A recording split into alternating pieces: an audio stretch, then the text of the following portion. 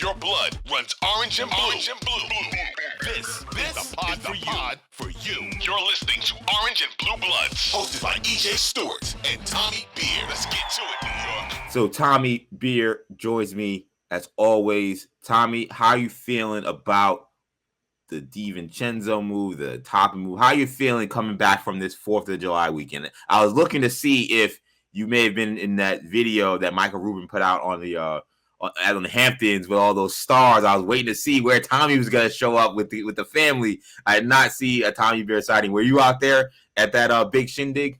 No, I didn't have my all-white outfit on, so I couldn't get in. I showed up, but had a little bit too much color splash. So, strictly having a couple kids running around was the extent of my 4th of July activity. So nothing to write home about. But we got some Knicks news to talk about, so let's dig into it, EJ.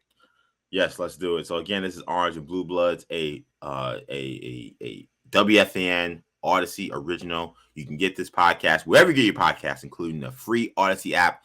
Make sure you hit the auto download feature on your streaming service to get these episodes every time we drop. Also, check us out on YouTube. You can find us on the Audacy Sports and the WFAN YouTube channel. So let's begin with the free agent signing. The Knicks get their man. New York has agreed to a 4-year, $50 million contract with Warriors guard Donte DiVincenzo. The team had been linked to the former Villanova star for months, and now he joins his fellow Wildcats, Jalen Brunson and Josh Hart, who, by the way, also agreed to opt in to his player option for this year at $12.9 million. So Hart opts in to the $12.9 million. An extension, I think, would be expected at some point in time. That's not been announced yet, but Hart opts in, allowing for DiVincenzo to sign for the full mid-level, once Obi Toppin was traded, which we'll get to that in a second. DiVincenzo averaging 9.4 points a game, shot a career best 39.7% from three while playing with the Warriors last season. So we've talked a bunch about should they get him, will they get him, why do they want him? Now that Donte DiVincenzo is on his way to New York, just, Tommy, explain to the audience, what are the Knicks getting in DiVincenzo? Yeah, we'll talk about how it impacts. I think it's important to talk about the moves in conjunction, because I think obviously the Knicks front office isn't going to speak to the media. But if they did, let's say in a hypothetical world where front office executives kind of explained what they're thinking, my sense is that they would say, and we'll talk about the old thing in a second, how they got basically peanuts back for the former number 8 overall pick. They would say, don't look at it as just 2 second-round picks we got for Obi. We got 2 second-round picks and the ability to sign DiVincenzo. Even though they're not directly related in terms of creating cap space, it's keeping it under the apron and the luxury tax line, etc. So for that reason, it's kind of similar to last year when they had all those trades on during the draft, and people were like, we don't got a first round pick, and then like, hey, this money can now be used to spend on Brunson, to spend on Hartenstein. So like, don't think about it. We lost first round picks for nothing. We got 2 free agents that were going to be valuable to the team. Exactly. And that's like, you just think, we gave away a first round pick and it don't have anything to show for it except some future protected picks, which is ridiculous. But they used the money to, obviously that was a part of signing Jalen Brunson. It wasn't solely responsible for it. But it played a part in the whole thing. So DiVincenzo, we'll talk about DiVincenzo first. The Knicks are better because they have Donte DiVincenzo as part of their lineup. Like, he's a player that a lot of teams wanted, can hurt you from deep, good 3-point shooter, shot 40% from 3 last season. Wasn't great, in his first couple of years in Milwaukee. But obviously you see the mechanics, the shot distance, he's capable of shooting from a pretty deep range. Tacky off the dribble if you close out too hard. Very good rebounder for a guard, we'll mention a bit important. So high rebound rate, high steal rate, top 15 in steals in the NBA. Versatile, can guard point guard, shooting guard, some of the smaller threes in the NBA. So there's a lot that he can do. And so, bringing that to the table. Also, I think it's important to note, if Josh Hart and Jalen Brunson co-sign you, like if they speak for you and they know him better than the vast majority of players, having spent so much time around him, and they wouldn't bring him in if he was a knucklehead. They wouldn't ask management. Obviously management, the first thing they're going to ask when they're thinking about some player is anybody. If you had you played with him in a previous stop, did you coach for a coach who had coached him? It's a small league, small little. The NBA is a small little fraternity, so your reputation, looms large. And there's a reason Christian Wood is currently unsigned. If we talk about backup power forwards, potentially, there's a reason why DeMarcus Cousins couldn't get another in Puerto Rico, despite being an incredibly skilled player. I mean, there's reasons for all this stuff. So I say that to say the fact that.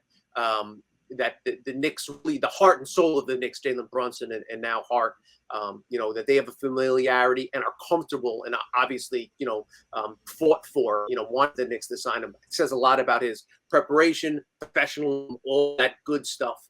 That a lot of the stuff that the Knicks, that Knicks fans are optimistic about going forward, that stuff that they bring to the table, DiVincenzo will bring the same type of competitiveness. The one thing about DiVincenzo that I want to mention that, going back to his draft day, he'd have to play at that. A lot of players skip the combine altogether, and even those scrimmages. This is an opportunity for me to show that I can play. And any time I have an opportunity to play basketball and do that, something that had always stuck with me, even DiVincenzo, and I think that kind of speaks to his competitiveness to what they did.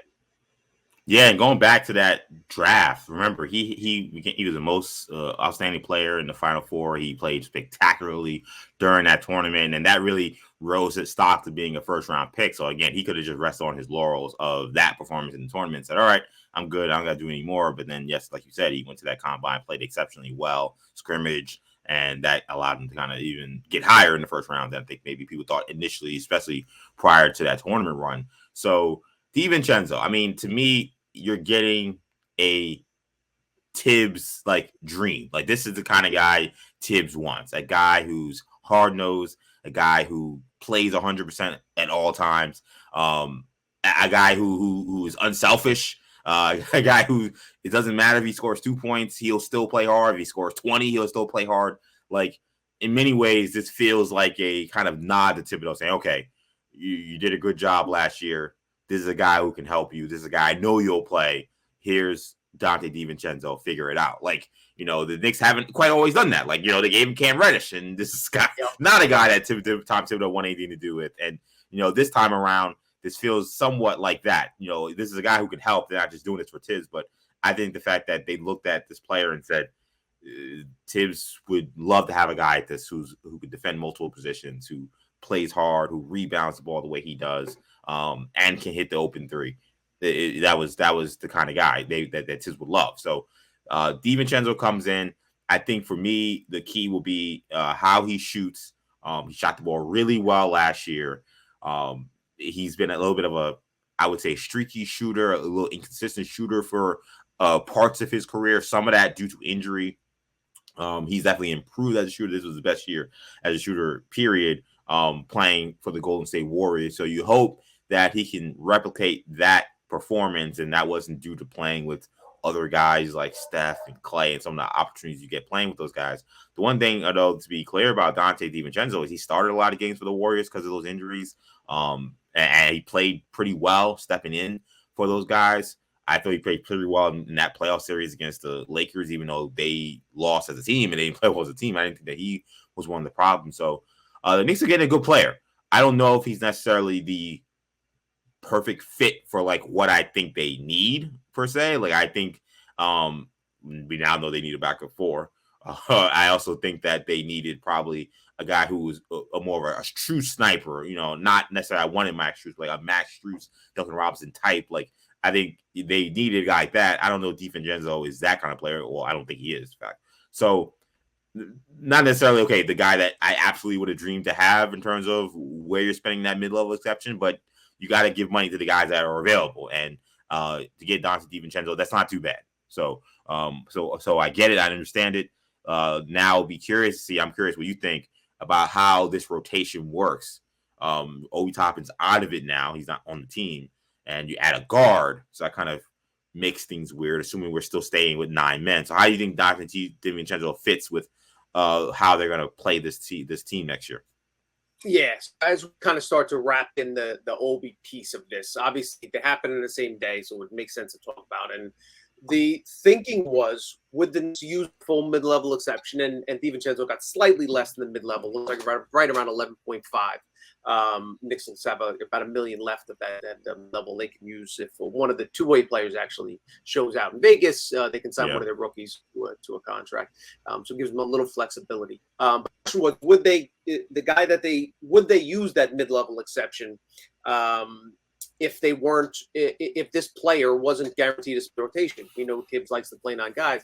So the thinking was they would ship out one of the rotation players if they're going to bring in a mid-level guy. Now, DiVincenzo, the talk was, so what does that mean for Grimes and/or IQ? Maybe they're not comfortable giving IQ the full, 4 for 80, 4 for 100, wherever somewhere in that area that we've discussed, that they would kind of seek out a trade in that direction if they brought in DiVincenzo.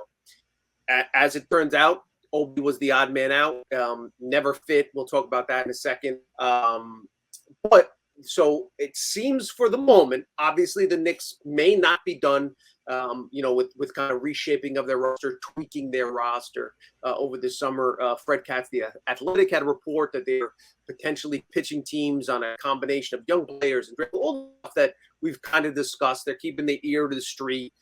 Obviously, outside of the big names, the Embiids, the Dontici's, the guys that they're going to keep an eye on, but that would be franchise altering. They're the lesser, even star level players like Paul George. Sounds like they kicked the tire. Asking price was too high. They'll move on and obviously see what else is out there. But it sounds like as of now, they're content to go into the regular season with Josh Hart as their backup 4. We know Hart's a great rebounder, but that carries with it a certain amount of risk. Is it a good idea to have him play 80-plus games against, some bigger, stronger opponents when his advantage was overpowering smaller, small forwards? Those are the conversations that we'll have. So your thoughts on that, and I guess just first and foremost, your thoughts on Obi's, I know you're a big Obi guy. His New York, just never really worked out here. Your thoughts on him as he heads off to Indiana?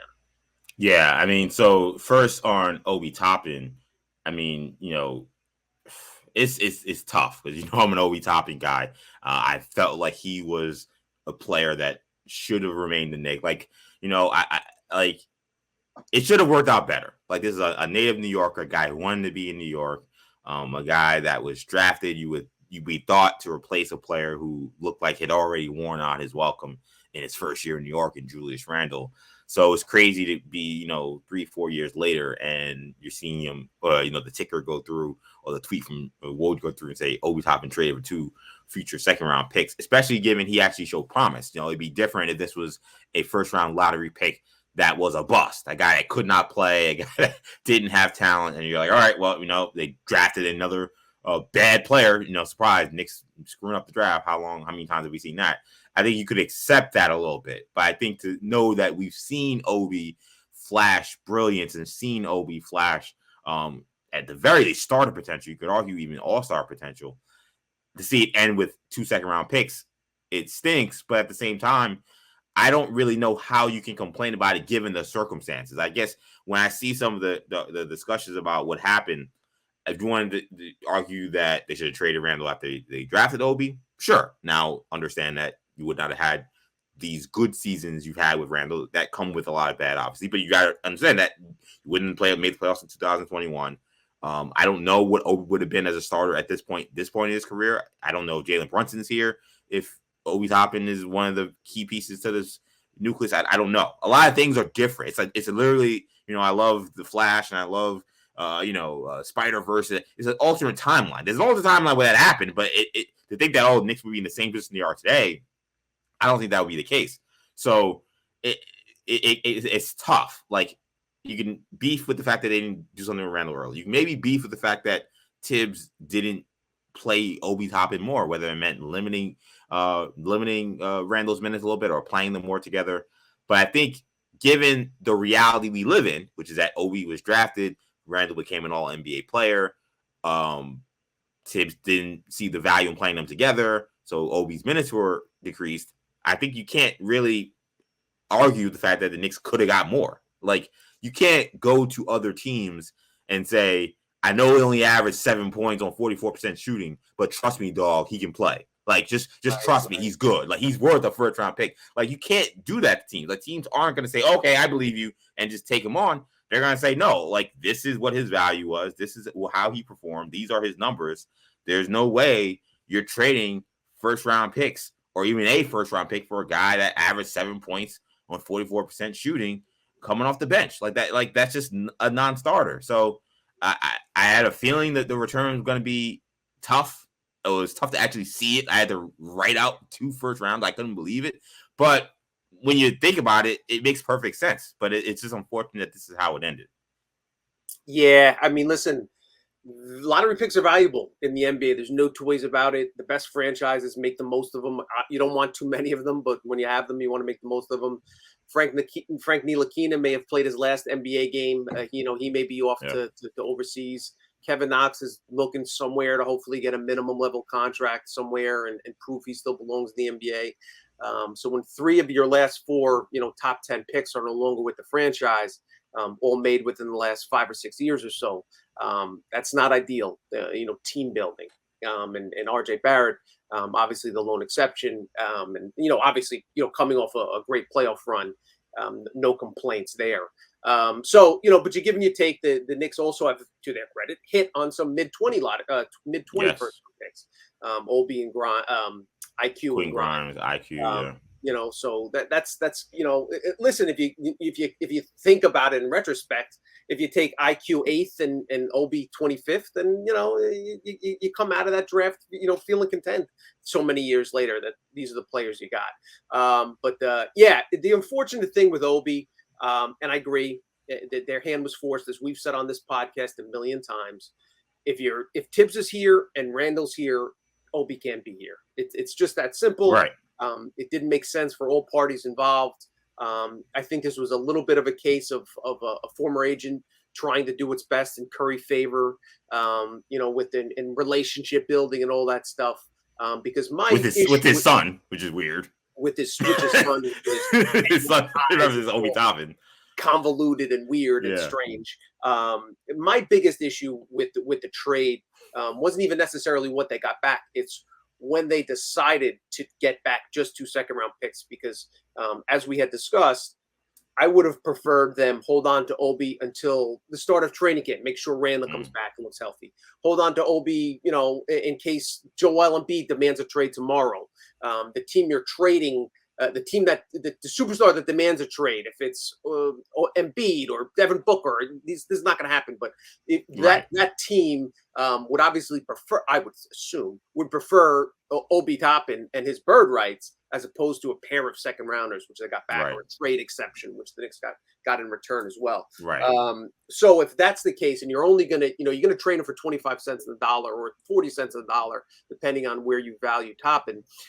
Let's do it at the trade deadline, because you're still going to get a half a season out of Obi, and that's an insurance policy that gives you peace of mind should Randall get injured and miss a couple games or a couple weeks. We know he's super durable. We know he's led the league in minutes. Basically 2 of the last 3 years, right at the very top of the league in terms of minutes, last 3 years for that matter. So all these things considered, I would have preferred, if they were going to do that deal, to wait and get it done a little bit later. And the thing about the Toppin thing that hurts me also is I think this might be one of the rare times where a player leaves the Knicks and they actually, I think, become a really, really good player and borderline star. Like, first of all, the fit he's going to with Indiana, yes. I think, is sublime. I mean, you're talking about a pass first, awesome point guard in Tyrese Halliburton, a great unselfish guy, a guy who's a 10 assist guy. You're talking about stretch 5 with Miles Turner, so you don't have to worry about, we have to stand in the corner for a whole game. A very innovative offensive coach in Rick Carlisle, who's going to play a more futuristic style of basketball than the way of basketball the Knicks play, which relies on a lot of isolation. And then no competition, at least initially. They have Jarvis Walker. I don't know if they're going to start him to start this season, especially now that they got Obi Toppin. But Obi Toppin's going to play a lot. Even if Jarvis Walker does play a lot, Obi Toppin's going to go from 15 minutes to at least 25, 28 minutes. He's going to get time. So the fit is perfect. And we've seen so many Knicks leave over the course of these several years, and people said the Knicks are going to regret this one, but then they really never do. Jeremy Lin, and I was one of the biggest people banging on the table saying, how did we not bring back Jeremy Lin? That was not an issue. Oh, Tim Hardaway leaving, that was an issue. Chris Copeland. I remember Porzingis. Dream, Right. I remember when Chris Copeland left, there were Knicks fans saying, "Oh, we blew it. Like Chris Copeland is gonna become a great player." Like guys, and you kind of laugh thinking about some of these guys that left, and you're like, they didn't do anything. Why would we even the latest Cam Reddish just a couple of months ago, like this guy signed a minimum deal to kind of stay in the league basically with the Lakers. Like rarely do these guys ever actually come back and haunt the Knicks in any major way. This feels like this guy might end up being like really good on a team that is ascending, and now they're in your conference. Like I maybe like what's interesting about the Pacers thing is I actually wonder if they've created a Randall Toppin situation on their own team, because like now Toppin goes in, I think he probably starts. He only averaged 7 points, so you're thinking maybe he's just a short-term guy until Jarris Walker is ready to play full-time. And then what if Obi Toppin pops? Like I think he will. I think he could be a most improved player of the year candidate. What happens there? Now you drafted a guy. I believe they drafted Jarris Walker 8. I think I'm almost certain that it was either 8 or 9, right around that same place that the Knicks had drafted Obi Toppin. I'll actually be curious, given the way their roster is built, if they end up having a conundrum in 3 years with their power forwards and saying, "Okay, what do we do?" Like they got to pay Obi Toppin a contract next year, just like Knicks had to pay Julius Randle. Like in some ways, it feels a little bit like deja vu I'm watching over there with the Indiana Pacers, but I actually think that Obi is going to end up playing really well there. Walker college, do you think he could play some 3 at times, or play alongside Obi if they need to? Yeah, I mean, it all depends on how much you believe in his shot. Like he's kind of undersized. Right. Like he's like 6'7", 6'8". Right. Like now he's a tank. So like he's a power forward. Like the guy, he's not like undersized in that regard. He's just not that tall. Maybe the only problem is like, and maybe their offense would help, or the fact of the way their team is built with so much of it going through Halliburton. Maybe you can get away with like not having another shot creator out there. I would feel weird about having him and Toppin and a 5 out there, because now you're really relying on your backcourt to create everything. But they might try it. Like I can see them trying it. And the one thing about Walker that makes him more versatile, perhaps than Obi Toppin, Walker is a defensive ace, and he can guard 3, maybe 4 positions. So you won't be hurting defensively by putting him at the 3. Walker could guard some 2s in the NBA. That's how athletic he is. So like the Pacers are an interesting team. Like I think that they did some interesting things coming into this off season. Like I don't know what that means in terms of the win column per se, but I did like their draft, and I like this Obi Toppin pick up a lot for them, which pains me because I got to go on Twitter and see Tyrese Halliburton saying that he's going to do the Mahomes to Tyreek Hill and be like Obi's out there somewhere and just throw it up. I was like, that's the last thing I wanted to see of all the players talking about Obi Toppin, Tyrese Halliburton, the guy that's been a thorn in Knicks' side because they didn't draft him. And then Wally Zerbiak says he's a fake all-star, and then he's in the headlines talking bad about the Knicks for months. Like, this is the last guy I want to hear talking about a Knick that was beloved, and now he's a Pacer. Like, it's just like it couldn't have landed worse for the Knicks in that regard. Exactly, and you're totally right in terms of most improved player award. Like he may not directly translate to wins. We'll see. Can he improve defensively? Can he improve rebounding? Right. But we know about these awards are usually based strictly on counting stats. Yeah, the guy that won this year had no impact on his team's plus minus or like them winning more games, and he won because his numbers were good. Exactly. Yes, I'm so salty about this, by the way, Celtics fans.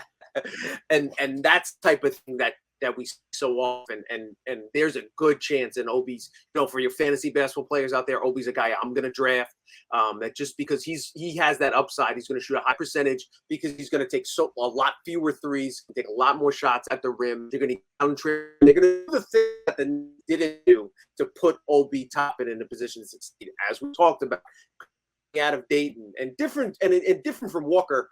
There was a lot more pressure, I think, on Obi coming. Now he's not only is he going to Indiana, but the only trade was 2 second-round picks. It's like he has a fresh start, right. So little pressure on him. Not, coming to New York, he was the 8th overall pick in the draft. He was the player of the year coming out of Dayton. He had, 20 points per game. The biggest plus for Obi was MB ready. He's going to contribute right away, and all these things kind of worked against him. But still, he handled the right way. Easy to root for. New York kid. Everybody wanted to succeed. Obviously, when you have that slam dunk, title, when you're that type of athlete, you're going to get a lot of fans, a lot of guys wearing your jersey. But yeah, bottom line is Tibbs wanted guys, his power forwards, to shoot threes. We saw Julius Randle set a record, franchise record for most 3-pointers attempted by a forward in Knicks season. There's all these factors kind of, working in the way, stumbling blocks that Obi kind of had to overcome. All those have been knocked low, and he's just got a clear path to playing time with a point guard that's going to feed him with the ball in an offense under Rick Carlisle. It's just the pace and look for ways to accentuate his positives. And then see, he learned the can he fine tune his game to be more than just a score, more than just impact the game offensively? I think he can. You and I both are in agreement that there's a reason that the Pacers made the trade. And I think they got a steal, right place, right time, all that stuff. So we'll see how it plays out. But you're right; it'll be very interesting to see Randall and Obi match up against each other. 4 times a year when the Knicks play Pacers. Oh yeah, that is going to be interesting. I was actually thinking about the 6th Man of the Year award. I mentioned the Celtics, but even the guy who won the most improved player, Lowry, Markkanen, again, team got worse, and he won improved player because he individually improved. So again, the Pacers, regardless of win-losses, if Toppin puts up big numbers, he could absolutely be in that running. I look at this Pacer team now, like they added Bruce Brown too. So you got Bruce Brown, you add Jarris Walker in the draft, and now you got Obi Toppin. They traded away the kid from Oregon. I can't remember his name now. He's in the Sacramento Kings. The name's escaping for some reason, but they traded one of their recent guards they drafted. But now they gotten a little older, a little more experienced. Like, these are the teams you got to pay attention to in the Eastern Conference. Like, the one thing I think we learned the hard way a couple of years ago when the Knicks were, in 2021, when they had the 4th seed, and we thought, oh, you had Kemba Walker and Evan Fournier, and you get rid of some of those guys like, Alfred Payton, like, oh, the Knicks are a lock to get back to the playoffs. But you got to pay attention to these teams that get better within the margins, and then some of their young guys improve. And then in a year, they could make a leap, and you're like, wow, this team's really pushing us in the standings. Remember, the Pacers were in the playoff hunt essentially until Haliburton got hurt. He got hurt a couple times this year. So I think the Pacers become an interesting team to follow. But Obi Toppin going there, definitely a blow. Again, Tom, you guys heard enough about how much time he can't stand Reggie Miller and some of the Pacer lies that have been spewed about the rivalry with the Knicks. So Obi going there definitely feels like a blow. But again, this is already a interesting offseason so far. It is in full swing. Some of the biggest stars in free agency are staying put, so perhaps not so much movement, but there also are some major trade requests out there involving some future Hall of Famers that could continue to make this offseason interesting. So Portland Trailblazers guard Damian Lillard requested a trade to the Miami Heat. James Harden has asked out of Philadelphia after he was unable to come to terms on an agreement on an extension. So the Sixers elected to accept he accepted to opt in to his player option and say, you know what, I'm opting in, but get me out of here. You guys can't sign me long term, which is that whole thing's interesting. We're gonna have to talk about that. The Knicks were initially involved as a team that was mentioned potentially as a team that would be interested in Harden. That has since died down. I saw Ian Bailey say that it was absolutely not uniform, the interest in James Harden. So perhaps maybe there was some in the front office who wanted him, but not others, or not even most of the Knicks front office. But the Knicks did get their name out there initially as being a team that was possibly interested in Harden, which absolutely stunned, I think, most people observing. Meanwhile, you did have Fred VanVleet agree to join the Houston Rockets on a 3-year, $130 million deal. So a huge deal for Fred VanVleet, who probably joins that team and looks at the roster with a bunch of young kids and says, "Hide the money, y'all. There's poor people around." With your broke ass. So Fred VanVleet joins the Houston Rockets on a mega deal. But when it came to a lot of the big names, he was really one of the few that actually did change teams. Draymond Green, Kyrie Irving, Brooke Lopez, Chris Middleton, Cam Johnson, Kyle Kuzma all re-signed with their respective teams. Now, some of the other notable deals involving players that did change teams, Dylan Brooks also jumped in that same locker room with all those rookies and guys who are on rookie deals, and he comes in with a new deal. He's making $20 million a year on a 4-year deal, so he gets paid. Gabe Vincent, maybe the biggest surprise of this free agency to me, Gabe Vincent going to the Lakers on a 3-year deal.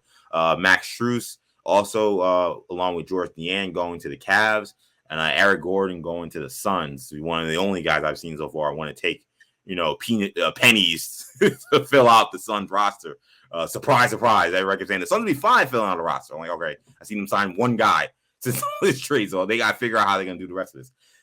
So of all of these moves, what has stood out to you so far, given the start of the offseason? All right. I guess I'll go a little bit rapid fire instead of digging into too many, and then you can bounce back in and kind of circle in on a few.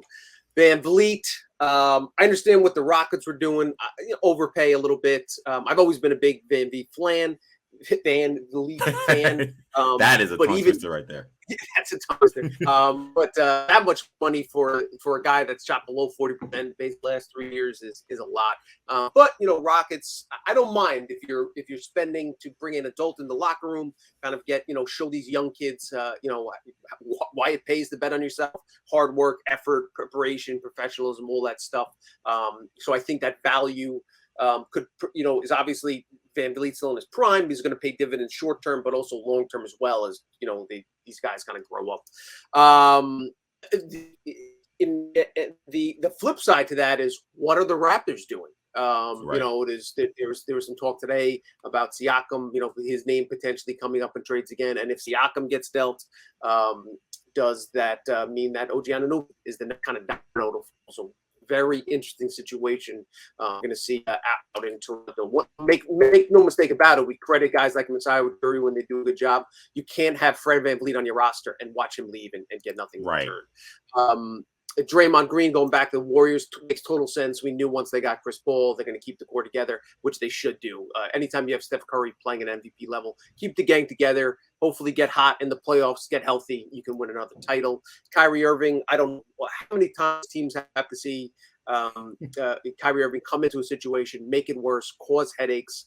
Some teams, I saw people giving the Mavericks credit for not giving the full max, like $200 million. What I didn't understand was, if they told Kyrie, listen, we'll give you $70 million over 3 years, was he going to take half that? Was he going to take $12 million a year to play for the Lakers or whoever? Because there was nobody else even considering offering him money. So I don't like what the Mavericks did. I understand that they were kind of hamstrung and backed into a corner, but it's their fault for getting in the corner in the first place. Kyle Kuzma is the one name I did want to touch on as far as this Knicks related podcast, because the last time we had spoken, we were under the assumption he was gone. That he was gone because the Wizards were going to completely tank, completely rebuild. But you look at it, the Rockets not half bad.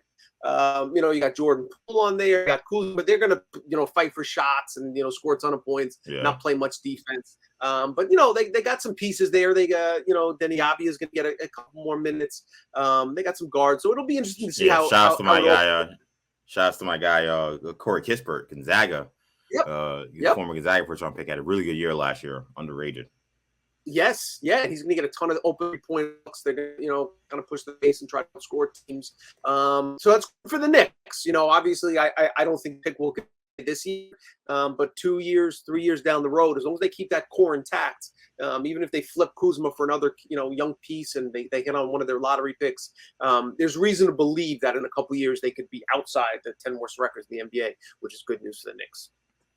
Yeah, and by the way, the name that was losing during that last segment, Chris Duarte, traded from the Pacers to the Kings, which I actually thought was a really good move. Duarte, I know, did not play well, fell out of favor in Indiana. He kind of was their Obi Toppin, I think, in many ways. But, he goes to play with Fox and Sabonis, a guy he has great chemistry with already, a great passer, and a really good offensive system over there. I thought the Kings had a really good offseason with some of the moves they did. It wasn't like they signed some superstar, but I don't love the Sabonis extension. I thought they overpaid a little bit for the that was probably where the buck maybe stopped. That was a lot, especially when you consider it's crazy. Like I look at these deals that come out, and I look at them and I say, "Wow, the Knicks are paying like like Fred VanVleet's. Jalen Brunson is making 60% of Fred VanVleet's deal. Julius Randle is making 60% of Sabonis's deal. Like whatever you think these guys' strengths and weaknesses are, like you think the production Knicks get from these guys." And then you consider where these other guys are getting their money from, and it really is kind of eye-opening. So, and I thought Sabonis and the Knicks are going to have to pay up in a couple of years when those guys are extension eligible. But yes, for the time right. For right now, it looks good, and what's good about it too is I don't want Brunson out of here, but like because those deals are so manageable, you would think that if a trade had to happen with a Randall, with a Mitchell Robinson, like Jakob Poeltl got like $20 million a year. Yep. Like, I'm like, Mitchell Robinson is making 75% of what Jakob Poeltl is making. His deal is descending. Like, these are contracts that teams will be like, we can accept this given the new rules in the CBA and stuff. So, like, I was watching this money go around, and I'm like, man, Knicks they're in a really good spot. So, the bonus move was. And to your point, even with the DiVincenzo signing, if they try for a year and the lack of a backup power forward really crushes the Knicks and on the glass and they lose their advantages, DiVincenzo's an eminently movable contract next summer and years beyond as well. So exactly, yeah, and that's also one of the big reasons why I thought it was good for them to make the move to sign him, because that is a good player on a very reasonable deal. So attaching him in any trade is not going to kneecap you the way attaching Evan Fournier is right now, who's still on the team. They still can't give him away at this point in time. So Sabonis trade, Jones signing not that great, but I did like the other signings, bringing back Harrison Barnes, getting the European, the EuroLeague MVP. I think that's going to be a really underrated signing. That guy is a sniper, one of the best shooters in the EuroLeague. So he comes over to the NBA, but the Kyrie thing was not surprising because I think so. Here's the thing about the Kyrie thing. I'm usually the last person to actually give Mark Cuban credit or like defend him, but I'm going to defend him a little bit on this. Is we know Kyrie Irving is a loose cannon. So if you say, and I'm not necessarily thinking that they got duped in thinking that Kyrie was going to go to another team. I don't think that. But I think for them, they said, look, we could give him, $2 more than the team that can offer him the most money. Right. And he kind of, pout and get upset and be like, you guys disrespected me. Like, one thing that came out during the negotiations was they said Kyrie wanted to go to a team where he wasn't going to be taken advantage of. Whatever the hell that means. Like, I don't know what that even means in the NBA context of a player that could possibly be taken advantage of by his own team that's paying him millions of dollars. I don't even know what that means. That was the messaging coming out of his camp when free agency started. So, but when I hear that, I think, okay, Kyrie wants to be paid like the talent that he is, even though he's unreliable. So the Mavs have a choice. You could say, you know what? No, we're going to give you a 3-year, $65 million contract. No one else can give you that. And they're going to have to take that, even though we know talent-wise you're much better than that. Or they could say, look, we know what kind of talent you are. We want you happy. Here's, a lot of the money you could have got. Not all, not the max, but here's a lot of the money that you got on a shorter deal. And hopefully we can make this thing work. I think that's what they were doing. Given they put themselves in this situation, I can't be so mad at that. I would not have put myself in this situation. I would not have traded for Kyrie Irving. I don't trust the guy. But similar to the conversation we had about Obi Toppin, like, there's an alternate reality where, like, the Dallas Mavericks are doing great. They still have Jalen Brunson and Luka Doncic won MVP last year, and they competed for a championship. That's not the reality we live in today. We live in this reality. We let Jalen Brunson walk. They got desperate because the team was falling apart, and they made a disastrous trade. So now they're trying to make the best of it. Once there's an argument to say, do you compound one mistake with another?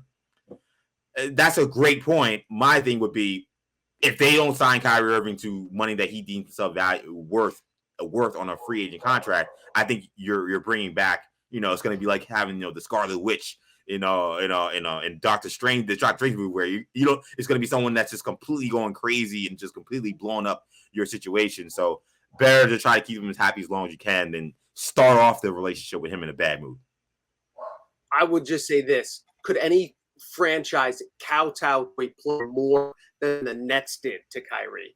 He took off for 2 weeks. They didn't ask where he was. They paid him, max when they initially signed him. They gave him max contract. He didn't want to get the shot, and they 2 weeks later, they told him, all right, you got to stay home, and then all right, you can back, all that. After all that, they fired the coach because he didn't like to practice on days off. They brought in his buddy James Harden because him and KD wanted it, and after all that, because they wouldn't go that last final step and give a guy who would play 40% of the games a max contract extension in the middle of the year when they were again, and he still burns them. So to me, it's just, regardless if you pay him $1 or $1 million, he's going to, manufacture ways to be upset and cause headaches. So that again, I'd rather have, Gaines at the middle of the election than Kyrie Irving.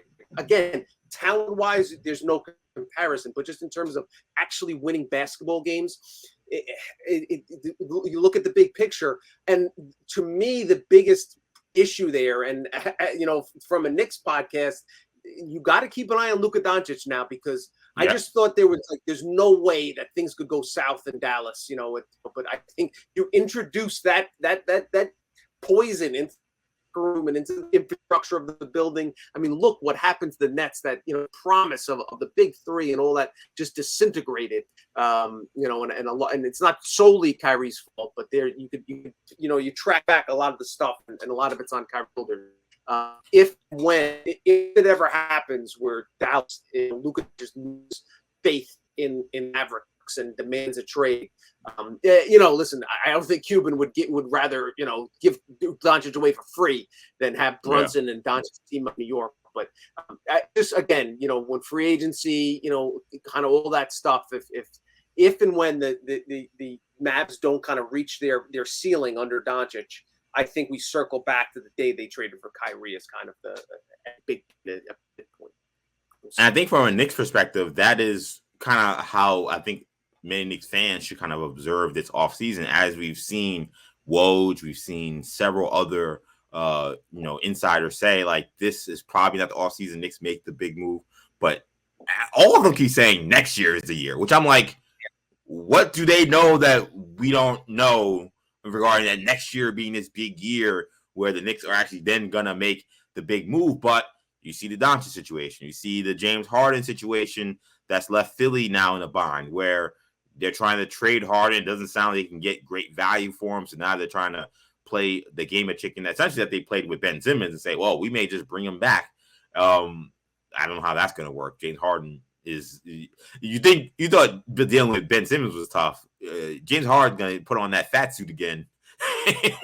That's not going to play well in Philly at all. Like, that guy, he was going out in training camp and hanging out with little baby at concerts, missing practices. Like, you really want to play this game with James Harden? I don't know if Daryl Morey exactly knows what he's getting himself into with that. But, like, you see that and what that means for Joel Embiid. Like, the Bucks signed Brook Lopez, signed Chris Middleton. Those guys, older players. Let's see what they do this year. How do the Bucks stack up? What does that mean for Giannis Antetokounmpo? So, for some reason, insiders even think the Knicks are going to have the inside track on somebody next year. So, the moves I'm seeing from some of these teams, it's setting up potential situations where guys could have a down year and say, you know what, this didn't work out here, get me out of here. So, that was one of the biggest takeaways I had was some of these teams, essentially, I think, putting really their last stands to keep their guys happy. I think Dallas's Kyrie Irving move was a last stand to keep Doncic happy. I think that the Bucks bringing back Middleton and Lopez on long-term deals, you got to try to keep Giannis happy. And now Philly is kind of in a tailspin trying to figure out how they could put together a championship contender while still trading James Harden. Yeah, the Giannis thing will get interesting. The Bucks can offer him a max extension this October if he decides to not sign it. Certainly doesn't mean that he's going anywhere or that he's demanding a trade or that he won't sign it the following summer. But, maybe just a little heads up to, a little nod to the Bucks on the clock a little bit. Certainly, the league is going to be keeping an eye on whether that deal gets done or not. But yeah, from that perspective, there's a lot to be optimistic about in terms of where a superstar might shake loose. And this summer didn't do anything to secure Joel Embiid's long-term future. Right. Maybe make a Dame, or are they going to Tyrese Maxey? That obviously impacts things.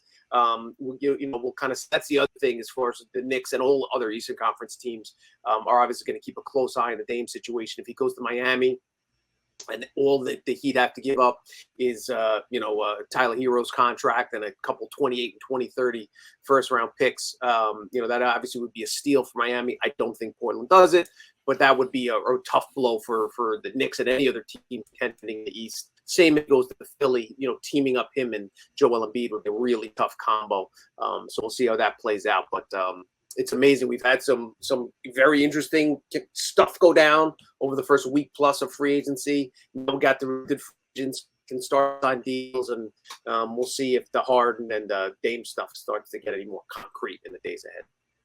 Yeah, Damian Lillard remains now the biggest domino left in this NBA offseason equation. Where he goes will impact the Knicks. If it's the Miami Heat, that's a big impact on the Knicks. That's a team the Knicks played in the playoffs. So a team that the Knicks could very well be competing in the playoffs with next year. I think what they give up would be interesting to see how they fill out the rest of their roster, given the guys they've lost this offseason. They already lost Gabe Vincent. They've already lost, of course, Max Strus.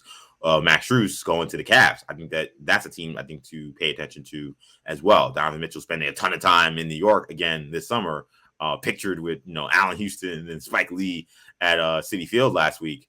Let's see what the Cavs do this season. I thought that the Max Strus move was a good move. Their bench was lousy, so they needed to continue to add to that bench and add to their depth. So Strus, George Niang, those are two guys who can shoot. And other than the Cavs were missing in that series, how many bricks did they throw up against the Knicks in that series? So the Eastern Conference, some of these teams, they're definitely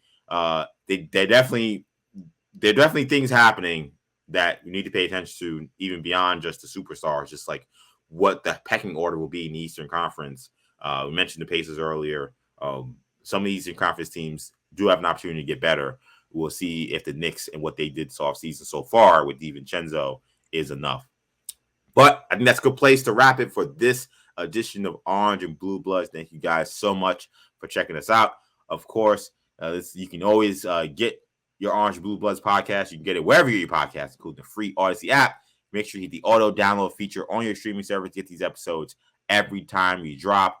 Also, be sure to check us out on YouTube. We're on the WFAN channel and the Audacy Sports channel. Tommy, let the people know where they can find you. At Tommy Beer on Twitter. You can find me, EJ_Stewart on Twitter, Action EJ on Instagram and TikTok. I will be hosting on The Fan Friday, July 7th, 2 a.m. to 5 a.m. So if you're a night owl and you want to catch me on The Fan, probably talking some Knicks for sure, catch me there. Also, make sure you check out the free Audacy app as well, because if you can't stay up that late or get up that early, you can always rewind back and listen to the show later. So that'll be next time you'll catch me on The Fan. We'll be back shortly with another episode of Orange and Blue Bloods. But that's going to do it for now. For Tommy, I'm EJ. Take it easy, guys. Peace. Thanks for watching. If you enjoyed this video, please don't forget to give it a thumbs up and subscribe to our channel for more content like this. If you want to see more of our videos, be sure to check out our playlist and let us know what you think in the comments below. Also, don't forget to follow us on social media to stay up to date on our latest podcast ventures. Links will be in the descriptions. And as always, thanks for watching, and we will see you in our next video.